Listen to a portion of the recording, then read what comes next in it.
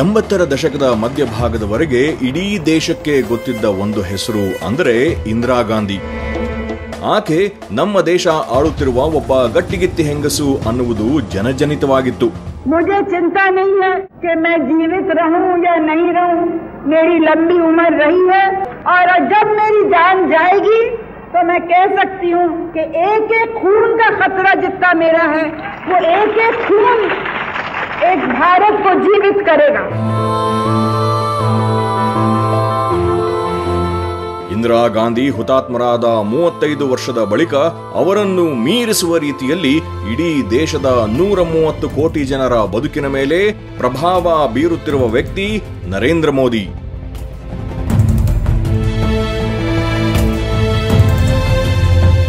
ಎರಡ್ 2014ರಲ್ಲಿ ಮೊದಲ ಬಾರಿ ದೇಶದ ಪ್ರಧಾನಿಯಾಗಿ ಆನಂತರ 2019ರಲ್ಲಿ ಮತ್ತೊಮ್ಮೆ ಬಹುಮತದಿಂದ ಅಧಿಕಾರಕ್ಕೆ ಬಂದಿರುವ ಮೋದಿ ಅವರನ್ನು ದೇಶದ ಜನರು ಇನ್ನೂ ಕೂಡ ಕುತೂಹಲ, ವಿಸ್ಮಯ ಮತ್ತು ಒಂದಿಷ್ಟು ಸಂಶಯದಿಂದಲೇ ನೋಡುತ್ತಿದ್ದಾರೆ. ಇದೇ ಸೆಪ್ಟೆಂಬರ್ 17 ಪ್ರಧಾನಿ ನರೇಂದ್ರ ಮೋದಿ ಹುಟ್ಟಿದ ದಿನ. ನಿಮಗೆ ಗೊತ್ತಿರುವ ಹಾಗೆ ನರೇಂದ್ರ ಮೋದಿ ಹುಟ್ಟಿದ್ದು ಗುಜರಾತ್ ರಾಜ್ಯದ ಮೆಹಸಾನ್ ಜಿಲ್ಲೆಯ ಸಣ್ಣ ಪಟ್ಟಣ ವಾಡ್ ನಗರದಲ್ಲಿ. ಇದು ಅಹಮದಾಬಾದ್ ನಗರದಿಂದ 60 ಕಿಲೋಮೀಟರ್ ದೂರದಲ್ಲಿದೆ. ಈ ಊರಿಗೆ ಸುಮಾರು 2500 ವರ್ಷಗಳ ಶ್ರೀಮಂತ ಇತಿಹಾಸ ಮತ್ತು ಸಾಂಸ್ಕೃತಿಕ ಹಿನ್ನೆಲೆ ಇದೆ. ಒಂದು ಕಾಲಕ್ಕೆ ಧಾರ್ಮಿಕ ಮತ್ತು ಶೈಕ್ಷಣಿಕ ಕೇಂದ್ರವಾಗಿ ವಿಜೃಂಭಿಸುತ್ತಿದ್ದ ವಾಡ್ ನಗರದಲ್ಲಿ 10,000 ಬೌದ್ಧ ಭಿಕ್ಷುಗಳು ನೆಲೆಸಿದ್ದರಂತೆ. ವಾಡ್ ನಗರ ಗುಜರಾತಿನ ದಂತಕಥೆಯಾಗಿರುವ ಥಾನಾ ಮತ್ತು ರೀರಿ ಎಂಬ ಇಬ್ಬರು ಹಾಡುಗಾರ್ತಿ ಸೋದರಿಯರ ಹುಟ್ಟೂರು. ಕ್ರಿಸ್ತಶಕ 1565ರ ಸುಮಾರಿನಲ್ಲಿ ಜೀವಿಸಿದ್ದ ಇವರಿಬ್ಬರು ರಾಗ್ ಮಲ್ಹಾರ್ನಲ್ಲಿ ಹಾಡಿ ಮತ್ತೊಬ್ಬ ದಂತಕತೆ ಅಕ್ಬರ್ ದೊರೆಯ ಆಸ್ಥಾನದ ನವರತ್ನಗಳಲ್ಲಿ ಒಬ್ಬನಾಗಿದ್ದ ತಾನ್ಸೇನ್ ಅನ್ನು ಪರವಶಗೊಳಿಸಿದ್ದರಂತೆ. ಚೀನಾ ದೇಶದ ಯಾತ್ರಿಕ ಹ್ಯುಯೆನ್ಸಾಂಗ್ ಕೂಡ ವಾಡ್ ನಗರಕ್ಕೆ ಭೇಟಿ ನೀಡಿದ್ದರಂತೆ. ಇಂತಹ ವಾಡ್ ನಗರದಲ್ಲಿ ದೇಶ ಸ್ವಾತಂತ್ರ್ಯ ಪಡೆದ 3 ವರ್ಷಗಳ ಬಳಿಕ ಹುಟ್ಟಿದ ನರೇಂದ್ರ ಮೋದಿಯ ಜನ್ಮ ದಿನಾಂಕ 17ನೇ ಸೆಪ್ಟೆಂಬರ್ 1950. ಮೋದಿಯ ತಂದೆ ದಾಮೋದರ್ ದಾಸ್ ಮೋದಿ, ತಾಯಿ ನಾವೆಲ್ಲರೂ ಒಮ್ಮೊಮ್ಮೆ ಟಿವಿಯಲ್ಲಿ ಕಾಣುವ ಹಿರಿಯ ಜೀವ ಹೀರಾಬಾ. ಈ ದಂಪತಿಗೆ ಒಟ್ಟು 6 ಮಕ್ಕಳು. ನರೇಂದ್ರ ಮೋದಿ 3ನೇ ಮಗ, ಸೋಮಾ ಮೋದಿ ಮತ್ತು ಅಮೃತ್ ಮೋದಿ ಅಣ್ಣಂದಿರು, ಪ್ರಹ್ಲಾದ್ ಮೋದಿ ಮತ್ತು ಪಂಕಜ್ ಮೋದಿ ತಮ್ಮಂದಿರು, ವಾಸಂತಿ ಮೋದಿಯ ತಂಗಿ. ಮೋದಿಯ ಕುಟುಂಬ ತೀರಾ ಸಾಧಾರಣ ಹಿನ್ನೆಲೆಯದ್ದಾಗಿದ್ದು ಬಡತನ ಹಾಸುಹೊಕ್ಕಾಗಿತ್ತು. ತಾಯಿ ಹೀರಾಬಾ ಅನುಕೂಲಸ್ಥರ ಮನೆಯಲ್ಲಿ ಪಾತ್ರೆ ಪಗಡಿ ತೊಳೆಯುವುದು, ಬಟ್ಟೆ ಒಗೆಯುವುದು ಇತ್ಯಾದಿ ಕೆಲಸ ಮಾಡುತ್ತಿದ್ದರು. ಮೋದಿಯ ತಂದೆ ಜೀವನೋಪಾಯಕ್ಕಾಗಿ ರೈಲ್ವೆ ನಿಲ್ದಾಣದಲ್ಲಿ ಟೀ ಅಂಗಡಿ ಇಟ್ಟುಕೊಂಡಿದ್ದರು. ನಾನು ಕೂಡ ಅಪ್ಪನಿಗೆ ನೆರವಾಗುತ್ತಿದ್ದೆ ಎಂದು ಮೋದಿಯವರು ಹೇಳಿಕೊಳ್ಳುವುದನ್ನು ನೀವು ಕೇಳಿದ್ದೀರಿ. ಈ ವಿಚಾರವನ್ನು ಟೀಕೆ ಮಾಡಲು ಹೊರಟ ಮಣಿಶಂಕರ್ ಅಯ್ಯರ್ ಎಂಬ ಕಾಂಗ್ರೆಸ್ ಮುಖಂಡನ ಮಾತು ಮತ್ತು ಅದನ್ನೇ ಚುನಾವಣಾ ವಿಷಯವನ್ನಾಗಿಸಿಕೊಂಡು ಚಾಯ್ ಪೆ ಚರ್ಚಾ ನಡೆಸಿ ಬಿಜೆಪಿಯನ್ನು ಅಧಿಕಾರಕ್ಕೆ ತಂದ ಮೋದಿ ಪ್ರಧಾನಿಯಾಗಿದ್ದು ಈಗ ಇತಿಹಾಸ. ಮನೆಯಲ್ಲಿ ಬಡತನವಿದ್ದರೂ ಬಾಲಕ ಮೋದಿಗೆ ಉಡುಗೆ ತೊಡುಗೆ ಅಂದರೆ ತುಂಬಾ ಇಷ್ಟ. ಇಸ್ತ್ರಿ ಪೆಟ್ಟಿಗೆ ಇಲ್ಲದ ಮನೆಯಲ್ಲಿ ತಾಮ್ರದ ಚೊಂಬಿಗೆ ಬಿಸಿನೀರು ಹಾಕಿ ಬಟ್ಟೆ ಅಯನ್ ಮಾಡಿಕೊಳ್ಳುತ್ತಿದ್ದರಂತೆ. ತಮ್ಮ ಚಿಕ್ಕಪ್ಪ ತಂದುಕೊಟ್ಟಿದ್ದ ಕ್ಯಾನ್ವಾಸ್ ಶೂಗಳಿಗೆ ಶಾಲೆಯಲ್ಲಿ ಬಳಸಿ ಬಿಸಾಡುತ್ತಿದ್ದ ಸೀಮೆ ಸುಣ್ಣದ ತುಂಡುಗಳನ್ನು ತಂದು ಪುಡಿ ಮಾಡಿ ಪಾಲಿಶ್ ಮಾಡಿಕೊಳ್ಳುತ್ತಿದ್ದರಂತೆ. ಬಾಲ್ಯದ ಕಷ್ಟಕರ ದಿನಗಳು ಮೋದಿಯ ಮೇಲೆ ಸಾಕಷ್ಟು ಪರಿಣಾಮ ಬೀರಿದ್ದವು. ಓದಿನಲ್ಲಿ ಹೆಚ್ಚು ಆಸಕ್ತಿ ತೋರುತ್ತಿದ್ದ ನರೇಂದ್ರ ಗ್ರಂಥಾಲಯದಲ್ಲಿ ಸಾಕಷ್ಟು ಹೊತ್ತು ಕಳೆಯುತ್ತಿದ್ದ. ಶಾಲಾ ದಿನಗಳಿಂದಲೂ ಚರ್ಚಾಪಟುವಾಗಿದ್ದ ಮೋದಿ ಆಟೋಟಗಳಲ್ಲೂ ಪಾಲ್ಗೊಳ್ಳುತ್ತಿದ್ದರು. ಈಜು ಹೊಡೆಯುವುದರಲ್ಲಿ ಪಳಗಿದ್ದ ಬಾಲಕ ಮೋದಿ ವಾಡ್ ನಗರದ ಶರ್ಮಿಷ್ಠಾ ಸರೋವರದಿಂದ ಮೊಸಳೆ ಮರಿಯೊಂದನ್ನು ಹಿಡಿದು ಮನೆಗೆ ತಂದಿದ್ದರಂತೆ. ಮೋದಿ ಮನೆಯ ಪರಿಸರದಲ್ಲಿ ಮುಸ್ಲಿಂ ಕುಟುಂಬಗಳು ಇದ್ದ ಕಾರಣ ಅವರಿಗೆ ಹಲವಾರು ಮುಸ್ಲಿಂ ಗೆಳೆಯರು ಇದ್ದರಂತೆ. ಬಾಲ್ಯದಿಂದಲೇ ಸೇವಾ ಮನೋಭಾವ ರೂಢಿಸಿಕೊಂಡಿದ್ದ ಮೋದಿ ತಮ್ಮ 9ನೇ ವಯಸ್ಸಿನಲ್ಲೇ ತಾಪಿ ನದಿ ಪ್ರವಾಹ ಸಂತ್ರಸ್ತರಿಗೆ ನೆರವಾಗಲು ಸ್ನೇಹಿತರೊಂದಿಗೆ ಸೇರಿ ತಿಂಡಿ ತಿನಿಸು ಮಾರಿ ಅದರಿಂದ ಬಂದ ಹಣವನ್ನು ಪರಿಹಾರ ನಿಧಿಗೆ ಕೊಟ್ಟಿದ್ದರಂತೆ. ಆಗಿನ ಬಾಂಬೆ ಪ್ರಾಂತ್ಯದಿಂದ ಪ್ರತ್ಯೇಕ ಗುಜರಾತ್ ರಚನೆಗಾಗಿ ನಡೆಯುತ್ತಿದ್ದ ಹೋರಾಟದಲ್ಲೂ ಪಾಲ್ಗೊಂಡಿದ್ದ 10ರ ವಯಸ್ಸಿನ ಬಾಲಕ ಮೋದಿ 1960ರ ಮೇ 1ರಂದು ಗುಜರಾತ್ ರಾಜ್ಯ ಉದಯವಾದಾಗ ಘೋಷಣೆ ಕೂಗುತ್ತಾ ಸಿಹಿ ಹಂಚಿದ್ದನಂತೆ. 1965ರ ಭಾರತ ಪಾಕಿಸ್ತಾನ್ ಯುದ್ಧದ ಸಂದರ್ಭದಲ್ಲಿ ರೈಲಿನಲ್ಲಿ ಪ್ರಯಾಣಿಸುತ್ತಿದ್ದ ಯೋಧರಿಗೆ ವಾಡ್ನಗರ ರೈಲು ನಿಲ್ದಾಣದಲ್ಲಿ ಚಹಾ ಕೊಟ್ಟು ದೇಶ ಸೇವೆ ಮಾಡಿದ್ದರಂತೆ. ಸೇನೆ ಸೇರಬೇಕು ಎಂಬುದು ಬಾಲಕ ನರೇಂದ್ರನ ಕನಸಾಗಿತ್ತು. ಆದರೆ ಕುಟುಂಬ ಅದಕ್ಕೆ ಒಪ್ಪಿರಲಿಲ್ಲ. ಹೀಗಿದ್ದರೂ ಕೂಡ ಜಾಮ್ನಗರದಲ್ಲಿದ್ದ ಸೈನಿಕ ಶಾಲೆಗೆ ಸೇರಬಯಸಿದ್ದ ಮೋದಿಗೆ ಅವಕಾಶ ತಪ್ಪಿಸಿದ್ದು ಫೀಸ್ ಕಟ್ಟಲು ಹಣವಿಲ್ಲದ ಕಾರಣವೇ ಹೊರತು ಮನೆಯವರಲ್ಲ. 1968ರಲ್ಲಿ SSLC ಮುಗಿಸಿದ ಬಳಿಕ ಯಾವುದೋ ಒಂದು ಸೆಳೆತಕ್ಕೆ ಸಿಲುಕಿದಂತಹ ಮನಸ್ಥಿತಿಯಲ್ಲಿದ್ದ ನರೇಂದ್ರ ಮನೆ ಬಿಟ್ಟು ಹೊರಡಲು ನಿರ್ಧರಿಸಿದ. ಇದು ಮನೆಯವರಿಗೆ ಆಘಾತ ತಂದರೂ ತನ್ನ ನಿರ್ಧಾರ ಬದಲಿಸಲಿಲ್ಲ. ಮನೆ ಬಿಟ್ಟ ಮೋದಿ ರಾಜ್ಕೋಟ್ನ ರಾಮಕೃಷ್ಣ ಆಶ್ರಮ, ಪಶ್ಚಿಮ ಬಂಗಾಳದ ಬೇಲೂರು ಮಠಗಳಲ್ಲೂ ಕೆಲ ಸಮಯ ಇದ್ದು ಆಮೇಲೆ ಹಿಮಾಲಯದ ಕಡೆ ಹೊರಟರಂತೆ. ಋಷಿಕೇಶ ಹಾಗೂ ಗರುಡಚೆಟ್ಟಿ ಅನ್ನುವ ಸ್ಥಳದಲ್ಲಿ ಸಾಕಷ್ಟು ದಿನಗಳ ಕಾಲ ಸಾಧು ಸಂತರ ಜೊತೆಗಿದ್ದರಂತೆ.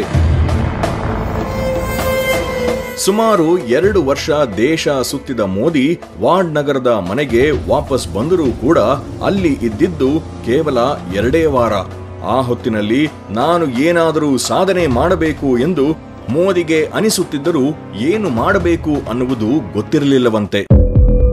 ಮತ್ತೆ ಮನೆ ತೊರೆದು ಹೊರಟ ಮೋದಿ ಬಂದು ತಲುಪಿದ್ದು ಅಹಮದಾಬಾದ್ನಲ್ಲಿನ RSS ಕಚೇರಿಗೆ. ಮೋದಿಯ 8ನೇ ವಯಸ್ಸಿನಿಂದಲೇ RSS ಸಂಬಂಧ ಆರಂಭವಾಗಿತ್ತು. ವಾಡ್ನಗರದಲ್ಲಿ RSS ಶಾಖೆಗೆ ಹೋಗುತ್ತಿದ್ದ ನರೇಂದ್ರ ಮೋದಿಯ ಮೇಲೆ ಪ್ರಭಾವ ಬೀರಿದ್ದು ವಕೀಲ್ ಸಾಹೇಬ್ ಎಂದು ಹೆಸರಾಗಿದ್ದ ಲಕ್ಷ್ಮಣ್ ರಾವ್ ಇನಾಮ್ದಾರ್ ಎಂಬ ಹಿರಿಯ ಪ್ರಚಾರಕರು. ಊರು ಬಿಟ್ಟು ಅಹಮದಾಬಾದ್ನಂತ ದೊಡ್ಡ ನಗರಕ್ಕೆ ಬಂದ 20 ವರ್ಷದ ತರುಣ ನರೇಂದ್ರ ಮೋದಿ RSS ಎಂದು ಪ್ರಚಲಿತವಾಗಿರುವ ರಾಷ್ಟ್ರೀಯ ಸ್ವಯಂ ಸೇವಕ ಸಂಘದ ಚಟುವಟಿಕೆಗಳಿಗೆ ತನ್ನನ್ನು ಸಮರ್ಪಿಸಿಕೊಂಡ.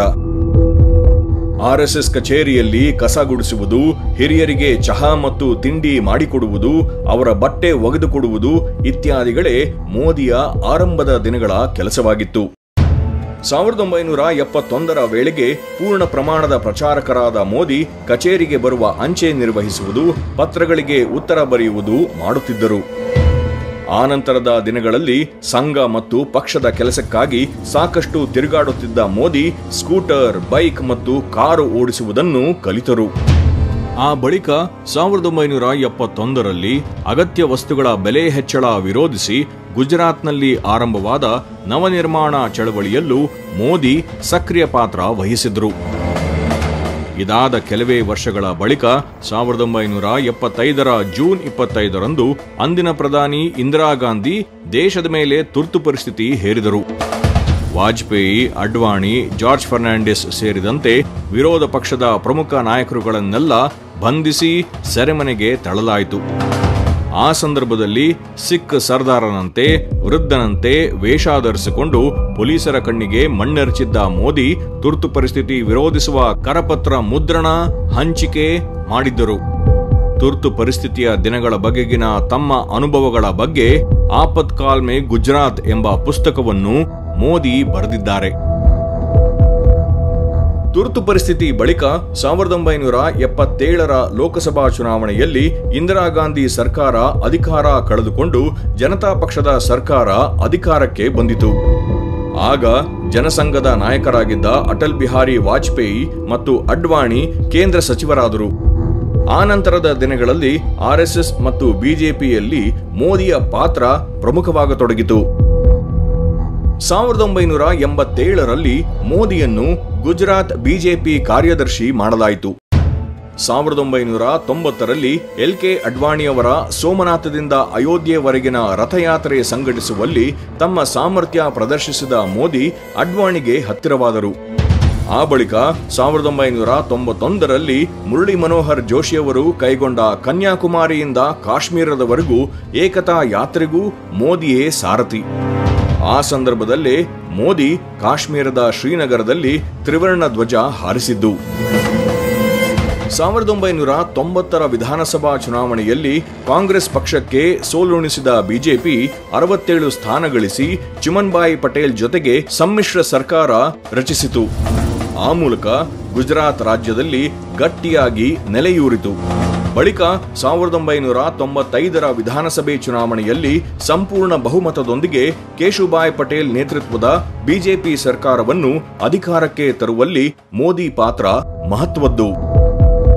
ಆದರೆ ಗುಜರಾತ್ ಸರ್ಕಾರದಲ್ಲಿ ಹಸ್ತಕ್ಷೇಪ ಮಿತಿಮೀರುತ್ತಿದೆ, ಮೋದಿ ಸೂಪರ್ ಸಿಎಂ ರೀತಿ ಆಡುತ್ತಿದ್ದಾರೆ ಎಂಬ ಆರೋಪದ ಕಾರಣಕ್ಕಾಗಿ ಮೋದಿಯನ್ನು 1995ರಿಂದ 2001ರವರೆಗೆ ಗುಜರಾತ್ನಿಂದ ದೂರವಿಡಲಾಗಿತ್ತು. ಆ ಸಂದರ್ಭದಲ್ಲಿ ಮೋದಿಯ ಕಣ್ಣು ಕಿವಿಯಾಗಿದ್ದ ಅಮಿತ್ ಶಾ ಗುಜರಾತ್ ರಾಜಕಾರಣದ ಎಲ್ಲ ಬೆಳವಣಿಗೆಗಳನ್ನು ಮೋದಿಗೆ ತಿಳಿಸುತ್ತಿದ್ದರು. ಮೋದಿ ಗುಜರಾತ್ ಸಿಎಂ ಆದ ಬಳಿಕ ತಮ್ಮ ರಾಜಕೀಯ ಎದುರಾಳಿಗಳನ್ನು ಸದ್ದಿಲ್ಲದೆ ಬದಿಗೆ ಸರಿಸುವ ಕೆಲಸದಲ್ಲೂ ಮೋದಿಗೆ ಸಾಥ್ ನೀಡಿದ್ದೂ ಕೂಡ ಇದೇ ಅಮಿತ್ ಶಾ. 1996ರಲ್ಲಿ ಮೋದಿ ಅವರನ್ನು ಬಿಜೆಪಿಯ ರಾಷ್ಟ್ರೀಯ ಕಾರ್ಯದರ್ಶಿಯಾಗಿ ನೇಮಿಸಲಾಯಿತು. ಆ ಬಳಿಕ ಬಿಜೆಪಿಯ ಸಂಘಟನಾ ಕಾರ್ಯದರ್ಶಿಯಾದ ಮೋದಿ 1998 ಮತ್ತು 1999ರ ಲೋಕಸಭಾ ಚುನಾವಣೆಗಳಲ್ಲಿ ಬಿಜೆಪಿ ಅತಿದೊಡ್ಡ ಪಕ್ಷವಾಗಿ ಹೊರಹೊಮ್ಮುವಲ್ಲಿ ಪ್ರಮುಖ ಪಾತ್ರ ವಹಿಸಿದರು. ಆದರೆ ಇತ್ತ ಬಿಜೆಪಿಯ ಗುಜರಾತ್ ಘಟಕದಲ್ಲಿನ ಒಳಜಗಳಗಳ ಕಾರಣದಿಂದಾಗಿ 1996ರಲ್ಲಿ ಪಕ್ಷ ಅಧಿಕಾರ ಕಳೆದುಕೊಂಡಿತು. 1998ರ ಚುನಾವಣೆಯಲ್ಲಿ ಬಿಜೆಪಿ ಮತ್ತೆ ರಾಜ್ಯದಲ್ಲಿ ಅಧಿಕಾರಕ್ಕೆ ಬಂತು. ಆದರೆ 2001ರ ಜನವರಿ 26ರಂದು ಗುಜರಾತಿನ ಭುಜ್ ಪ್ರದೇಶದಲ್ಲಿ ಸಂಭವಿಸಿದ ತೀವ್ರ ಪ್ರಮಾಣದ ಭೂಕಂಪ ರಾಜ್ಯವನ್ನು ತತ್ತರಿಸುವಂತೆ ಮಾಡಿತು. ಸೂಕ್ತ ಮತ್ತು ಸಮರ್ಪಕ ಪರಿಹಾರ ಕಾರ್ಯ ಕೈಗೊಳ್ಳುವಲ್ಲಿ ಕೇಶುಭಾಯ್ ಪಟೇಲ್ ಸರ್ಕಾರ ಅಸಮರ್ಥವಾಗಿತ್ತು. ಕೇಶುಭಾಯ್ ಆರೋಗ್ಯವು ಕೈಕೊಟ್ಟಿತ್ತು. ಪರಿಸ್ಥಿತಿ ಕೈ ಮೀರುತ್ತಿರುವುದನ್ನು ಗಮನಿಸಿದ ಬಿಜೆಪಿ ವರಿಷ್ಠರು ನರೇಂದ್ರ ಮೋದಿಯನ್ನು ಮುಖ್ಯಮಂತ್ರಿ ಮಾಡುವ ತೀರ್ಮಾನ ಕೈಗೊಂಡರು. 2001ರ ಅಕ್ಟೋಬರ್ 7ರಂದು ಮುಖ್ಯಮಂತ್ರಿಯಾಗಿ ಮೋದಿ ಅಧಿಕಾರ ವಹಿಸಿಕೊಂಡರು. ಒಂದು ದಿನ ತಾನು ಮುಖ್ಯಮಂತ್ರಿ ಆಗುತ್ತೇನೆ ಎಂದು ಕನಸಿನಲ್ಲೂ ಎಣಿಸಿರದ ಮೋದಿಗೆ ಇದು ಬಯಸದೇ ಬಂದ ಭಾಗ್ಯವಾಗಿತ್ತು. ಆದರೆ ಮೋದಿ ಅಧಿಕಾರಕ್ಕೆ ಬಂದ ಕೆಲವೇ ತಿಂಗಳುಗಳ ಬಳಿಕ ನಡೆದ ಒಂದು ಘಟನೆ ಗುಜರಾತ್ ಮಾತ್ರವಲ್ಲ, ಇಡೀ ದೇಶವನ್ನೇ ಆಘಾತಕ್ಕೀಡು ಮಾಡಿತ್ತು. 2002ರ ಫೆಬ್ರವರಿ 27ರಂದು ಗೋಧ್ರಾ ರೈಲು ನಿಲ್ದಾಣದ ಹೊರಭಾಗದಲ್ಲಿ ಚಲಿಸುತ್ತಿದ್ದ ಸಬರಮತಿ ಎಕ್ಸ್ಪ್ರೆಸ್ ರೈಲಿನ ಒಂದು ಬೋಗಿ ಹೊತ್ತಿ ಉರಿಯಿತು. ಅದರಲ್ಲಿ ಪ್ರಯಾಣಿಸುತ್ತಿದ್ದ 58 ಜನರು ಸುಟ್ಟು ಭಸ್ಮವಾದರು. ಇವರೆಲ್ಲರೂ ಅಯೋಧ್ಯೆಯಿಂದ ಹಿಂದಿರುಗುತ್ತಿದ್ದ ಕರಸೇವಕರಾಗಿದ್ದರು. ಆನಂತರ ಗುಜರಾತ್ ಬಂದ್ ಕರೆ ಕೊಡಲಾಯಿತು. ಬಂದ್ ವೇಳೆ ರಾಜ್ಯದಲ್ಲಿ ವ್ಯಾಪಕ ಗಲಭೆಗಳು ನಡೆದವು. ಅಲ್ಪಸಂಖ್ಯಾತ ಸಮುದಾಯಕ್ಕೆ ಸೇರಿದ 100 ಜನ ಕೊಲ್ಲಲ್ಪಟ್ಟರು. ಆಸ್ತಿ ಪಾಸ್ತಿಗೆ ಬೆಂಕಿ ಹಚ್ಚಲಾಯಿತು. ಈ ಗಲಭೆಗಳನ್ನು ನಿಯಂತ್ರಿಸಿ ಕಾನೂನು ಮತ್ತು ಸುವ್ಯವಸ್ಥೆಯನ್ನು ಹತೋಟಿಗೆ ತರುವಲ್ಲಿ ಮೋದಿ ವಿಳಂಬ ನೀತಿ ಅನುಸರಿಸಿದರು ಅನ್ನುವ ಬಲವಾದ ಆರೋಪ ಕೇಳಿಬಂತು. ಗಲಭೆ ಬಳಿಕ ಗುಜರಾತ್ಗೆ ಭೇಟಿ ನೀಡಿದ ಅಂದಿನ ಪ್ರಧಾನಿ ವಾಜಪೇಯಿ ಈ ಘಟನೆ ಭಾರತದ ಮೇಲಿನ ಕಪ್ಪು ಚುಕ್ಕೆ ಎಂದರು. ಮುಖ್ಯಮಂತ್ರಿಯಾದವನು ರಾಜಧರ್ಮ ಪಾಲಿಸಬೇಕು ಎಂದು ಮೋದಿಗೆ ಸಲಹೆ ನೀಡಿದರು. ಆದರೆ ಈ ಗಲಭೆಯ ವ್ಯಾಪಕತೆ ಮತ್ತು ಸಾವು ನೋವುಗಳನ್ನು ತಿಳಿದ ವಾಜಪೇಯಿ ಮೋದಿಯವರನ್ನು ಸಿಎಂ ಸ್ಥಾನದಿಂದ ತೆಗೆಯಬೇಕು ಎಂದು ಮನಸ್ಸು ಮಾಡಿದ್ದರು. ಆದರೆ ಲಾಲ್ ಕೃಷ್ಣ ಅಡ್ವಾಣಿ ತಮ್ಮ ಶಿಷ್ಯ ಮೋದಿ ಪರ ಗಟ್ಟಿಯಾಗಿ ನಿಂತರು. ಇದರಿಂದಾಗಿ ಸಿಎಂ ಆಗಿ ಉಳಿದ ಮೋದಿ ಗುರು ಅಡ್ವಾಣಿಯಿಂದ ಕಲಿತ ಪಟ್ಟುಗಳನ್ನು ಬಳಸುತ್ತಾ ಬಿಜೆಪಿಯಲ್ಲಿ ಮೇಲೇರುತ್ತಾ ಬಂದರು. ಒಂದು ವೇಳೆ ಅಂದು ಮೋದಿಯನ್ನು ಕೆಳಗಿಳಿಸುವಲ್ಲಿ ವಾಜಪೇಯಿ ಯಶಸ್ವಿಯಾಗಿದ್ದಲ್ಲಿ ಭಾರತದ ರಾಜಕೀಯ ಇತಿಹಾಸ ಬೇರೆಯೇ ಆಗಿರುತ್ತಿತ್ತು. ಆ ಬಳಿಕ 2002, 2007 ಮತ್ತು 2012ರಲ್ಲಿ ಸತತ 3 ಅವಧಿಗೆ ಗುಜರಾತ್ನಲ್ಲಿ ಬಿಜೆಪಿಯನ್ನು ಅಧಿಕಾರಕ್ಕೆ ತಂದ ಮೋದಿ ತಮ್ಮನ್ನು ತಾವು ಅಭಿವೃದ್ಧಿಯ ಹರಿಕಾರನಂತೆ ಬಿಂಬಿಸಿಕೊಂಡರು.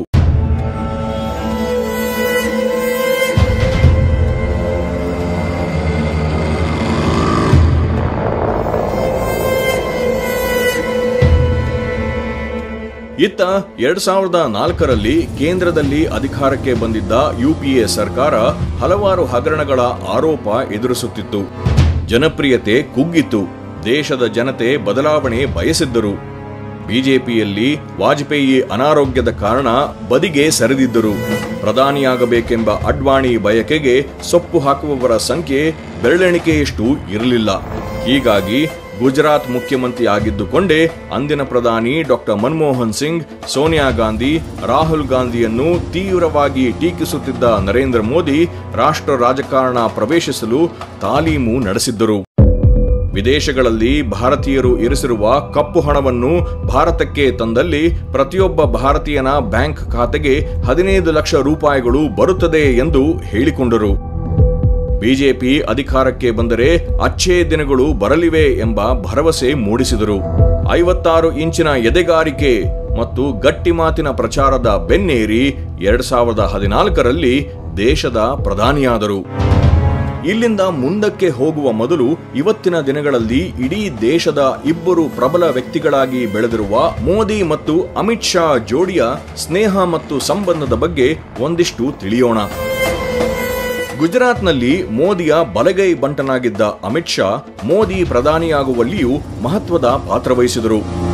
ಮೋದಿಯನ್ನು ಒಂದು ಅದ್ಭುತ ಸೂಪರ್ ಡೂಪರ್ ಬ್ರ್ಯಾಂಡ್ ಆಗಿ ಬಿಂಬಿಸುವಲ್ಲಿ ಅಮಿತ್ ಶಾ ಪಾತ್ರ ಅಮೂಲ್ಯ. ಮೋದಿ ಮತ್ತು ಅಮಿತ್ ಶಾ ಅವರದ್ದು ಭಲೇ ಜೋಡಿ. ಕೆಲವರಂತೂ ಅವರಿಬ್ಬರದ್ದು ಒಂದೇ ಆತ್ಮ ಎರಡು ಶರೀರ ಅನ್ನುತ್ತಾರೆ. ಇವರ ಜೋಡಿ ಯಾರಿಗಾದರೂ ಗುಡ್ ಮಾರ್ನಿಂಗ್ ಎಂದು ಹೇಳಲು ಹೊರಟರೆ ಮೋದಿ ಗುಡ್ ಎಂದರೆ ಶಾ ಮಾರ್ನಿಂಗ್ ಎಂದು ಹೇಳುವಂತಹ ಸಮನ್ವಯ ಇವರಲ್ಲಿದೆಯಂತೆ. ಸುಮಾರು 35 ವರ್ಷಗಳಿಂದಲೂ ತಮ್ಮ ಜೊತೆಗಿರುವ ಅಮಿತ್ ಶಾರನ್ನು ಮೋದಿ ನಂಬುತ್ತಾರೆ ಮತ್ತು ಅಮಿತ್ ಶಾ ತಮ್ಮ ಬಾಸ್ ಮೋದಿಗೆ ಸದಾ ನಿಷ್ಠರಾಗಿರುತ್ತಾರೆ. ಗುಜರಾತ್ ಗಲಭೆ ನಂತರದ ಪರಿಸ್ಥಿತಿ ಇರಬಹುದು ಅಥವಾ ಸೊಹರಾಬುದ್ದೀನ್ ಶೇಖ್, ಇಶ್ರತ್ ಜಹಾನ್ ಎನ್ಕೌಂಟರ್ ಪ್ರಕರಣಗಳ ಸಂಬಂಧ ಆರೋಪವೂ ಸೇರಿದಂತೆ ಎಲ್ಲವನ್ನೂ ಅರಗಿಸಿಕೊಂಡು ಮುಂದಕ್ಕೆ ಬಂದ ಅಮಿತ್ ಶಾ ಬಿಜೆಪಿಯ ಅಧ್ಯಕ್ಷ ಹುದ್ದೆಗೇರಿ ಹಲವಾರು ಜಯ ತಂದುಕೊಟ್ಟವರು. ಕಳೆದ 5 ವರ್ಷಗಳ ಕಾಲ ರಾಷ್ಟ್ರಮಟ್ಟದಲ್ಲೂ ತೆರೆಯ ಹಿಂದೆ ಮೋದಿಗಾಗಿ ಶ್ರಮಿಸಿದ ಶಾ ಇದೀಗ ಮೋದಿ ಸರ್ಕಾರದಲ್ಲಿ ಗೃಹ ಸಚಿವರಾಗಿ ಅತ್ಯಂತ ಪ್ರಭಾವಶಾಲಿಯಾಗಿದ್ದಾರೆ. 2019ರಲ್ಲಿ ಅಧಿಕಾರಕ್ಕೆ ಬಂದ 100 ದಿನಗಳಲ್ಲಿ ತ್ರಿವಳಿ ತಲಾಖ್ ನಿರ್ಬಂಧ ಮತ್ತು ಕಾಶ್ಮೀರಕ್ಕೆ ಇದ್ದ ವಿಶೇಷ ಸ್ಥಾನಮಾನ ಹಿಂಪಡೆಯುವ ನಿರ್ಧಾರ ಕೈಗೊಂಡಿರುವ ಈ ಛೋಟಾಬಾಯ್ ಬಡೇಬಾಯ್ ಜೋಡಿ ಮುಂದಿನ ದಿನಗಳಲ್ಲಿ ಏನು ಮಾಡುತ್ತದೆ? ನರೇಂದ್ರ ಮೋದಿ ಅಮಿತ್ ಶಾರನ್ನು ತಮ್ಮ ಉತ್ತರಾಧಿಕಾರಿಯಾಗಿ ಬೆಳೆಸುತ್ತಿದ್ದಾರಾ? ಇತ್ಯಾದಿ ಪ್ರಶ್ನೆಗಳು ಕುತೂಹಲ ಸೃಷ್ಟಿಸುತ್ತಿವೆ. ಮೋದಿ ಅಮಿತ್ ಶಾ ಜೋಡಿಯ ಬಗ್ಗೆ ತಿಳಿದುಕೊಂಡ ನಿಮಗೆ ನರೇಂದ್ರ ಮೋದಿ ಮತ್ತು ಅವರ ಧರ್ಮಪತ್ನಿ ಜಶೋದಾಬೇನ್ ಬಗ್ಗೆ ಹೇಳದಿದ್ದರೆ ಹೇಗೆ?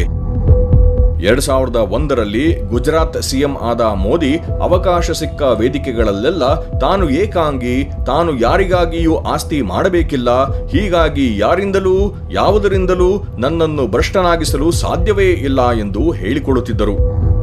ಮೋದಿ ಭಕ್ತರು ನಮ್ಮ ಮೋದಿ ಬ್ರಹ್ಮಚಾರಿ ಎಂದೇ ಕೊಚ್ಚಿಕೊಳ್ಳುತ್ತಿದ್ದರು.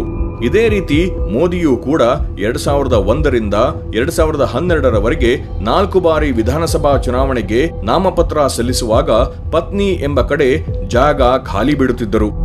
ಆದರೆ ಮೋದಿ ವಿವಾಹಿತ ಎಂಬ ಸುದ್ದಿ ಹಿಂದಿನಿಂದಲೂ ಹರಿದಾಡುತ್ತಿತ್ತು. 2012ರ ಗುಜರಾತ್ ವಿಧಾನಸಭಾ ಚುನಾವಣೆಯ ವೇಳೆ ಕಾಂಗ್ರೆಸ್ ಪಕ್ಷ ಇದೇ ವಿಚಾರ ಬಳಸಿಕೊಂಡು ಮೋದಿಗೆ ಕಳಂಕ ಹೊರಿಸುವ ಪ್ರಯತ್ನ ನಡೆಸಿತ್ತು. ಜಶೋದಾಬೇನ್ ಎಂಬ ಮಹಿಳೆಯನ್ನು ಮೋದಿಯಿಂದ ಶೋಷಣೆಗೊಳಗಾದವಳು ಎಂದು ಬಿಂಬಿಸಲು ಪ್ರಯತ್ನಿಸಿತ್ತು.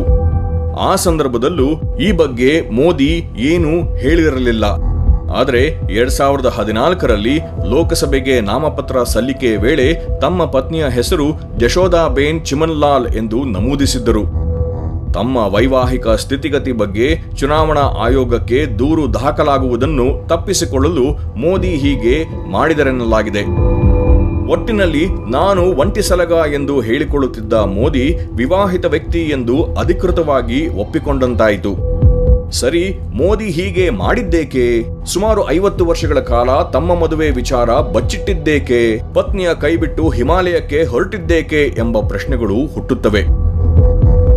ಮೋದಿಯ ಅಣ್ಣ ಸೋಮಾಬಾಯಿ ಪ್ರಕಾರ ಗಂಜಿ ಗಾಣಿಗ ಸಮುದಾಯದ ಸಂಪ್ರದಾಯದಂತೆ ಮೋದಿ 13 ವರ್ಷದ ಬಾಲಕನಾಗಿದ್ದಾಗಲೇ ಜಶೋದಾ ಜೊತೆ ಲಗ್ನ ನಿಶ್ಚಯ ಆಗಿತ್ತಂತೆ.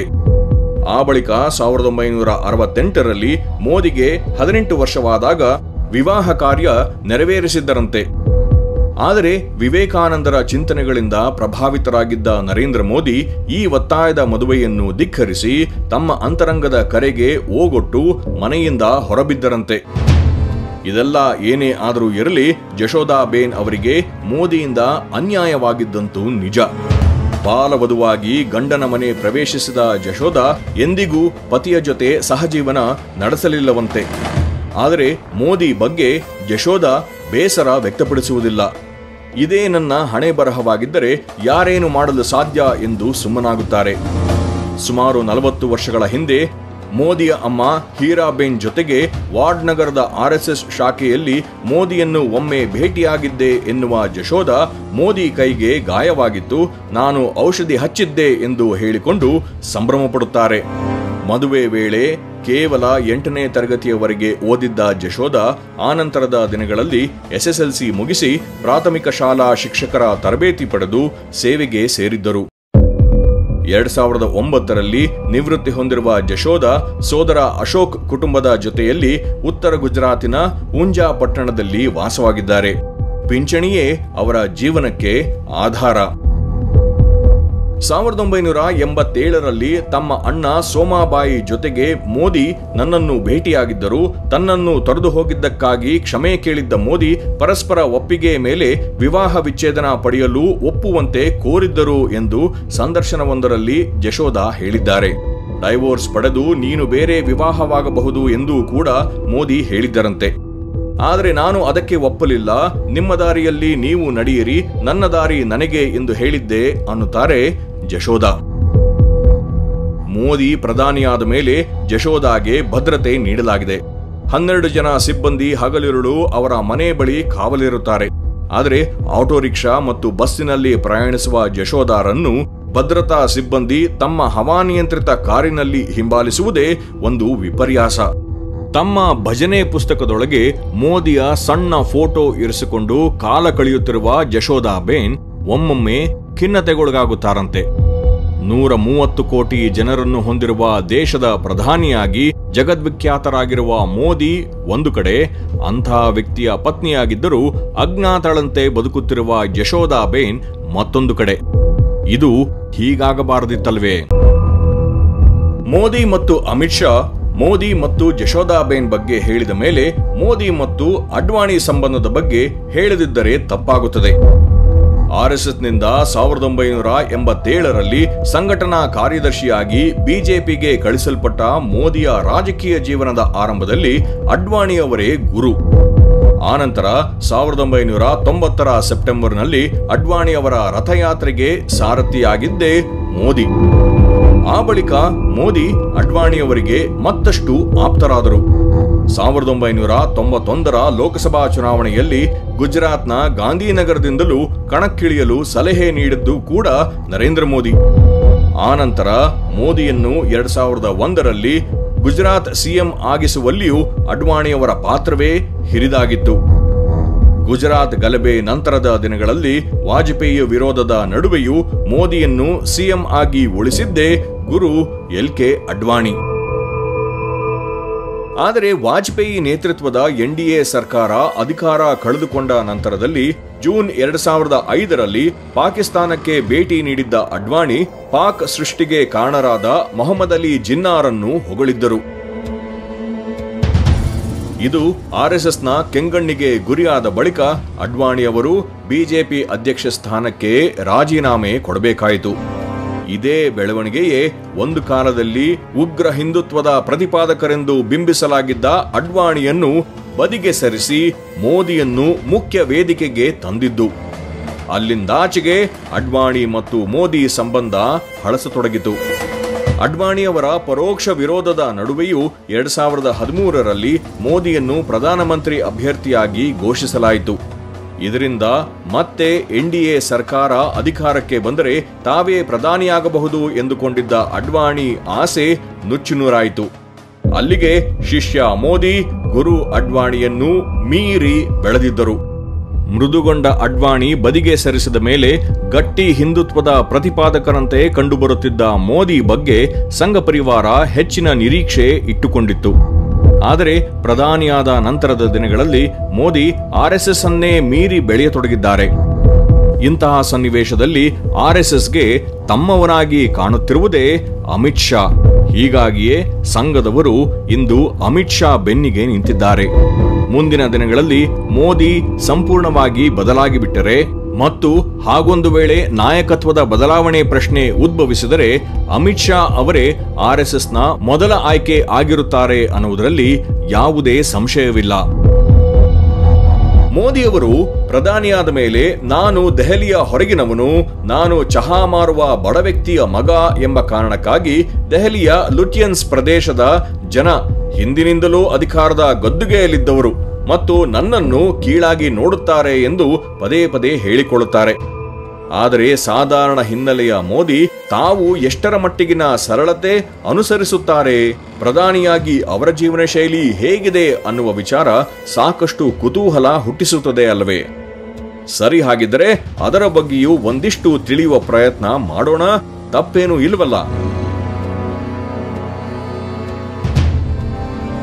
ಭಾರತೀಯ ರಾಜಕೀಯ ರಂಗದಲ್ಲಿ ತಮ್ಮ ಉಡುಪಿಗಾಗಿ ಯಾರಾದರೂ ಅಪಾರ ಪ್ರಶಂಸೆ ಮತ್ತು ಟೀಕೆಗಳನ್ನು ಒಟ್ಟೊಟ್ಟಿಗೆ ಪಡೆದಿದ್ದರೆ ಅದು ನರೇಂದ್ರ ಮೋದಿ ಮಾತ್ರ. ಪ್ರಧಾನಿ ಮೋದಿಯ ಕುರ್ತಾ ಮತ್ತು ಸೂಟು ಹಾಗೂ ಅವರು ಹಾಕಿಕೊಳ್ಳುವ ಕಾಶ್ಮೀರಿ ಶಾಲುಗಳು ಈಗಲೂ ಸುದ್ದಿ ಮಾಡುತ್ತಲೇ ಇವೆ. ಉಡುಪಿನ ವಿಚಾರದಲ್ಲಿ ಭಾರೀ ಪ್ರಯೋಗಶಾಲಿಯಾಗಿರುವ ಮೋದಿ ಅವರ ಬಳಿ ನೂರಾರು ಕುರ್ತಾಗಳಿವೆಯಂತೆ. ಅವರಿಗೆ ವಾಚು ಮತ್ತು ಚಪ್ಪಲಿಗಳ ಬಗ್ಗೆಯೂ ತುಂಬಾ ಕ್ರೇಜ್ ಇದೆಯಂತೆ. ಕನ್ನಡಿಯನ್ನು ಇಷ್ಟಪಡುವ ಮೋದಿ ಯಾವೊಬ್ಬ ಮಾಡೆಲ್ನನ್ನು ನಾಚಿಸುವಂತೆ ಪೋಸ್ ಕೊಡುತ್ತಾರೆ.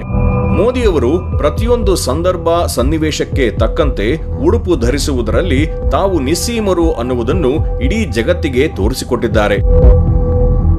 ಆದರೆ 2015ರಲ್ಲಿ ಭಾರತಕ್ಕೆ ಬರಾಕ್ ಒಬಾಮಾ ಭೇಟಿ ವೇಳೆ ಮೋದಿಯವರು ತಮ್ಮ ಹೆಸರಿನ ಇಂಪ್ರಿಂಟ್ ಹೊಂದಿರುವ 10 ಲಕ್ಷ ರೂಪಾಯಿ ಬೆಲೆಯ ಸೂಟ್ ಧರಿಸಿದ್ದು ಭಾರೀ ಟೀಕೆಗೊಳಗಾಗಿತ್ತು. ಅವರ ಹೇರ್ ಸ್ಟೈಲ್ ಕೂಡ ಸುದ್ದಿ ಮಾಡಿದೆ. 2007ರ ಗುಜರಾತ್ ವಿಧಾನಸಭಾ ಚುನಾವಣೆಯ ಪ್ರಚಾರ ಕಾರ್ಯ ಆರಂಭಕ್ಕೆ ಮೊದಲು ಮೋದಿ ತಮ್ಮ ಬೊಕ್ಕ ಮುಂದೆಲೆಗೆ ಕೂದಲ ಕಸಿ ಮಾಡಿಸಿಕೊಂಡಿದ್ದರಂತೆ. ಮೋದಿ ಅವರ ಹಳೆಯ ಫೋಟೋಗಳಲ್ಲಿ ಮುಂದಲೇ ಸಾಕಷ್ಟು ಬೋಳಾಗಿರುವುದು ಮತ್ತು ಆ ನಂತರದ ದಿನಗಳಲ್ಲಿ ತುಂಬಿದಂತೆ ಕಾಣುವುದನ್ನು ಯಾರು ಬೇಕಾದರೂ ಗಮನಿಸಿ ತಿಳಿದುಕೊಳ್ಳಬಹುದು. ಈ ಬಗ್ಗೆಯೂ ನಾವು ಆಕ್ಷೇಪಣೆ ವ್ಯಕ್ತಪಡಿಸುವ ಅಗತ್ಯವಿಲ್ಲ. ಏಕೆಂದರೆ ನಮ್ಮ ದೇಶದ ಪ್ರಧಾನಿ ಚೆನ್ನಾಗಿ ಕಾಣಬೇಕು, ಆತ್ಮವಿಶ್ವಾಸಿಯಾಗಿರಬೇಕು ಅನ್ನುವುದೇ ಎಲ್ಲ ಭಾರತೀಯರ ಬಯಕೆ. ಅಂತಾರಾಷ್ಟ್ರೀಯ ಮಾಧ್ಯಮಗಳು ಕೂಡ ಮೋದಿಯವರ ಉಡುಪಿನ ಅದ್ದೂರಿತನದ ಬಗ್ಗೆ ವ್ಯಾಪಕವಾಗಿ ಬರೆದಿವೆ. ಆದರೆ ಕೇವಲ ಕಾಕಿ ಚಡ್ಡಿ, ತೋಳು ಮಡಚಿದ ಬಿಳಿ ಅಂಗಿ ತೊಡುತ್ತಿದ್ದ ಮೋದಿ ಬದಲಾದ ರೀತಿಯೇ ಅನನ್ಯ. ಹಿಂದೆ ಸಾಧಾರಣ ಕಂದು ಬಣ್ಣದಲ್ಲಿದ್ದ ಮೋದಿಯವರ ಮುಖದ ತ್ವಚೆ ಇಂದು ಮಿರಿಮಿರಿ ಮಿಂಚುತ್ತಿದೆ. ಇದಕ್ಕೆ ಅವರು ತಿನ್ನುತ್ತಾರೆ ಎನ್ನಲಾದ ದುಬಾರಿ ಬೆಲೆಯ ಅಣಬೆ ಕಾರಣವೋ ಅಥವಾ ಪ್ರಧಾನಿಯಾಗಿರುವ ಅವರು ಸದಾ ಹವಾನಿಯಂತ್ರಿತ ವ್ಯವಸ್ಥೆಯಲ್ಲಿ ಕೆಲಸ ಮಾಡುವುದು ಹಾಗೂ ಧೂಳು ಮತ್ತು ಪ್ರಖರ ಬಿಸಿಲಿನ ತಾಪದಿಂದ ದೂರವಿರುವುದು ಕಾರಣವೋ ಗೊತ್ತಿಲ್ಲ. ವರ್ಷಗಳು ಕಳೆದಂತೆ ನರೇಂದ್ರ ಮೋದಿ ಅವರಲ್ಲಿನ ಬದಲಾವಣೆಗಳು ಕೇವಲ ಉಡುಪು, ಶೈಲಿ ಮತ್ತು ಲುಕ್ಗೆ ಮಾತ್ರ ಸೀಮಿತವಾಗಿಲ್ಲ.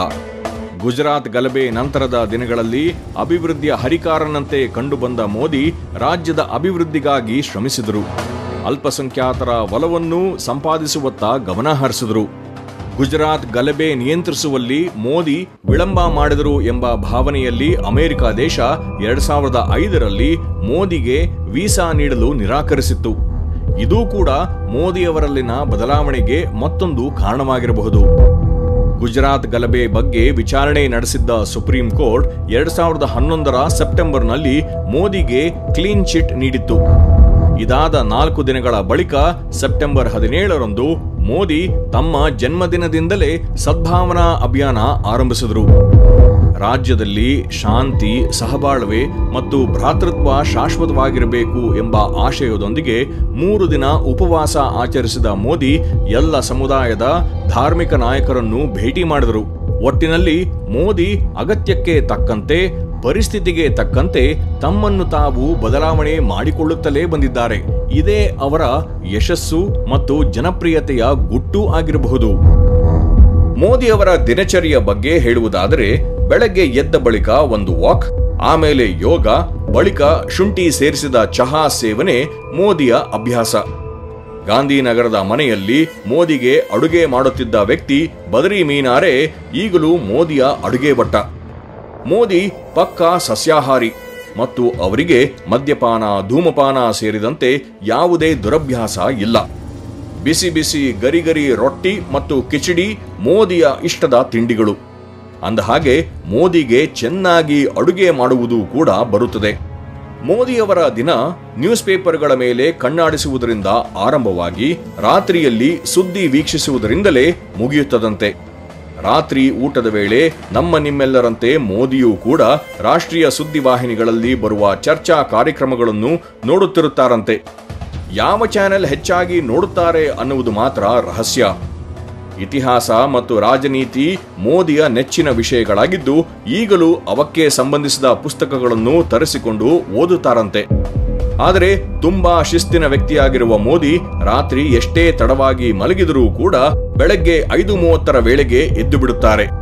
ನಂಬುಗೆಯ ಶಿಷ್ಯ ಅಮಿತ್ ಶಾರನ್ನು ಬಿಟ್ಟರೆ ಮೋದಿಗೆ ಪರಮಾಪ್ತ ಅನ್ನಬಹುದಾದ ಸ್ನೇಹಿತರು ಯಾರೂ ಇಲ್ಲವಂತೆ. ಸ್ವಸ್ಥ ದೇಹದಿಂದ ಸ್ವಸ್ಥ ಮನಸ್ಸು ಅನ್ನುವುದೇ ಮೋದಿಯವರ ಆರೋಗ್ಯ ಸೂತ್ರ. ನವರಾತ್ರಿ ವೇಳೆ 9 ದಿವಸ ಉಪವಾಸ ವ್ರತ ಆಚರಿಸುವ ಮೋದಿ ವಿದೇಶಿ ಪ್ರವಾಸದಲ್ಲಿದ್ದರೂ ವ್ರತ ತಪ್ಪಿಸುವುದಿಲ್ಲ. 4-5 ದಿನಗಳ ವಿದೇಶ ಪ್ರವಾಸ ಮುಗಿಸಿ ಬಂದ ಬಳಿಕವೂ ಯಾವುದೇ ವಿಶ್ರಾಂತಿ ಪಡೆಯದೆ ನೇರವಾಗಿ ಕಚೇರಿಗೆ ತೆರಳುವ ಮೋದಿ ವಯಸ್ಸಿನಲ್ಲಿ ತಮಗಿಂತಲೂ ಕಿರಿಯರನ್ನು ನಾಚಿಸುವಂತೆ ಫಿಟ್ನೆಸ್ ಕಾಪಾಡಿಕೊಂಡಿದ್ದಾರೆ. ಇತ್ತೀಚೆಗೆ ಫಿಟ್ ಇಂಡಿಯಾ ಅಭಿಯಾನಕ್ಕೆ ಚಾಲನೆ ನೀಡಿರುವ ಮೋದಿ ವ್ಯಾಯಾಮವನ್ನು ಎಲ್ಲರ ಬದುಕಿನ ಒಂದು ಭಾಗವಾಗಿ ಮಾಡಿಕೊಳ್ಳುವ ಮೂಲಕ ಆರೋಗ್ಯ ಕಾಪಾಡಿಕೊಳ್ಳಲು ಕರೆ ನೀಡಿದ್ದಾರೆ. ಪ್ರಧಾನಿ ಮೋದಿ ವಿಶ್ವಸಂಸ್ಥೆಗೆ ಯೋಗದ ಮಹತ್ವವನ್ನು ಮನವರಿಕೆ ಮಾಡಿಕೊಡುವ ಮೂಲಕ ಇಡೀ ಜಗತ್ತು ಪ್ರತಿ ವರ್ಷ ಜೂನ್ 21ರಂದು ಅಂತಾರಾಷ್ಟ್ರೀಯ ಯೋಗ ದಿನ ಆಚರಿಸುವಂತೆ ಮಾಡಿದ್ದಾರೆ. ಭಾರತದ ಗೌರವ ಹೆಚ್ಚಿಸಿದ್ದಾರೆ. ದೇಶದಲ್ಲಿ ಸ್ವಚ್ಛ ಭಾರತ್ ಅಭಿಯಾನ ಆರಂಭಿಸಿರುವ ಮೋದಿಗೆ ಸ್ವಚ್ಛತೆ ಅನ್ನುವುದೇ ಒಂದು ಗಿಳ್ಳಿನಂತೆ ಅನ್ನಬಹುದು. ಅವರು ತಮ್ಮ ಮೇಜು ಮತ್ತು ಪರಿಸರವನ್ನು ತುಂಬಾ ಸ್ವಚ್ಛವಾಗಿ ಇರಿಸಿಕೊಂಡಿರುತ್ತಾರೆ. ಮೋದಿಯ ಇಂಗ್ಲಿಷ್ ಭಾಷಾ ಜ್ಞಾನ ಉತ್ತಮವಾಗಿದ್ದರೂ ಅವರು ಇಂಗ್ಲಿಷ್ನಲ್ಲಿ ಮಾತನಾಡಲು ಶ್ರಮಪಡುತ್ತಾರೆ. ಜೊತೆಗೆ ಅವರ ಇಂಗ್ಲಿಷ್ ಉಚ್ಚಾರಣೆಯ ಶೈಲಿಯೂ ಕೇಳಲು ಹಿತವೆನ್ನಿಸುವುದಿಲ್ಲ. ಆದರೆ ಮಾತೃಭಾಷೆ ಗುಜರಾತಿ ಮತ್ತು ಹಿಂದಿ ಭಾಷೆಗಳಲ್ಲಿ ಮಾತಿಗಿಳಿದರೆ ಎಂಥವರು ತಲೆದೂಗುವಂತೆ ಮಾತಾಡುವ ಅದ್ಭುತ ಮಾತುಗಾರ, ಮೋಡಿಗಾರ, ಜಾದುಗಾರ ಎಂದೆಲ್ಲ ಅನ್ನಬಹುದು.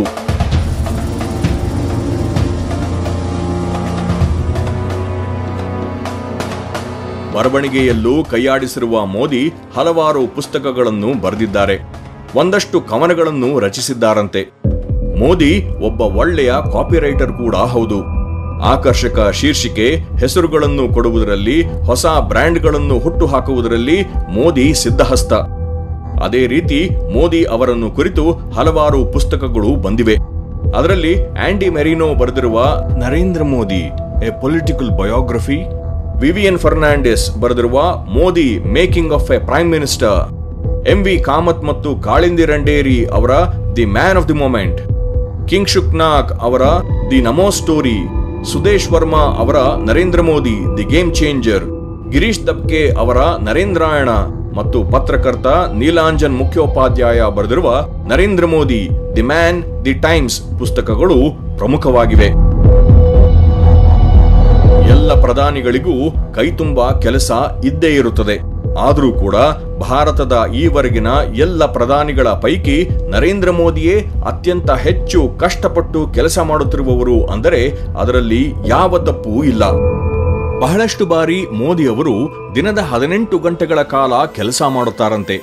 ವಾಜಪೇಯಿ, ಮನಮೋಹನ್ ಸಿಂಗ್ ಸೇರಿದಂತೆ ಪ್ರಧಾನಿಗಳಾಗಿದ್ದ ಬಹುತೇಕರು ತಮ್ಮ ರೇಸ್ ಕೋರ್ಸ್ ರಸ್ತೆಯ ಮನೆಯಿಂದಲೇ ಹೆಚ್ಚು ಕೆಲಸ ಮಾಡುತ್ತಿದ್ದರಂತೆ. ಆದರೆ ಮೋದಿ ಸಾಹೇಬರು ಬೆಳಗ್ಗೆ 9ಕ್ಕೆ ಮುಂಚೆಯೇ ಸೌತ್ ಬ್ಲಾಕ್ನ ತಮ್ಮ ಕಚೇರಿಯಲ್ಲಿರುತ್ತಾರೆ. ಪ್ರಧಾನಿ ಮೋದಿಯವರ ಕಾರ್ಯದಕ್ಷತೆ ಅಧಿಕಾರ ವರ್ಗದ ಮೇಲೂ ಪ್ರಭಾವ ಬೀರಿದೆ. ದೆಹಲಿಯಲ್ಲಿರುವ ಕೇಂದ್ರ ಸರ್ಕಾರದ ಕಚೇರಿಗಳಲ್ಲಿ ಎಲ್ಲ ಉದ್ಯೋಗಿಗಳು ಸಮಯಕ್ಕೆ ಸರಿಯಾಗಿ ಕೆಲಸಕ್ಕೆ ಹಾಜರಾಗುತ್ತಾರೆ. ನಿಜವಾಗಿಯೂ ಇದು ಸಂತೋಷದ ವಿಚಾರ. ಸ್ವಜನ ಪಕ್ಷಪಾತಕ್ಕೆ ಆಸ್ಪದವೇ ಇಲ್ಲದ ಮೋದಿ ವೈಯಕ್ತಿಕವಾಗಿಯೂ ಭ್ರಷ್ಟಾಚಾರದ ಸೋಂಕು ತಗುಲದಂತೆ ಆಡಳಿತ ನಡೆಸುತ್ತಿದ್ದಾರೆ.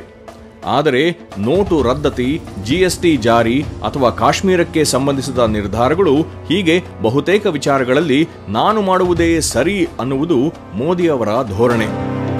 ಇಂತಹ ಭ್ರಮೆಗಳಿಂದ ಅವರು ಹೊರಬರಬೇಕು. ಇದರ ಜೊತೆಗೆ ದೇಶದ ಸೇನೆಯ ಬಗ್ಗೆ ಭಾರೀ ಒಲವು ತೋರಿಸುವ ಮೋದಿ ಅದರ ಶ್ರೇಷ್ಠತೆ ಬಗ್ಗೆ ಒಂದಿಷ್ಟು ಹೆಚ್ಚೇ ಮಾತನಾಡುತ್ತಾರೆ.